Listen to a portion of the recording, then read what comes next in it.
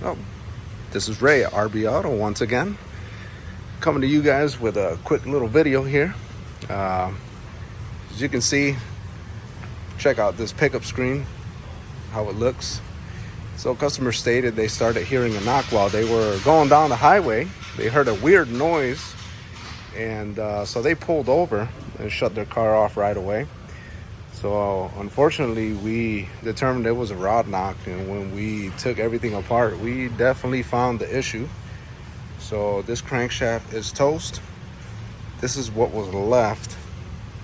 This was pretty much fused on this crankshaft right here, connecting the cap for the connecting rod. Completely damaged. There's your rod right there. So basically, what happened was the bearing on there spun. See, these vehicles right here, these Audis, they don't have a little notch that locks the bearing in place. So if the bearing is somewhat worn out, at the right moment, that bearing is gonna spin, and it's gonna take out everything. It's gonna take out this crankshaft like it did here.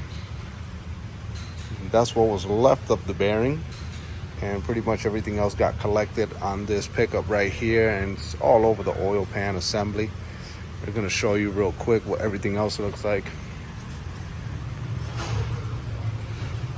So we tore this down, and all the oil, all the metal, I'm sorry, from the bearings are there.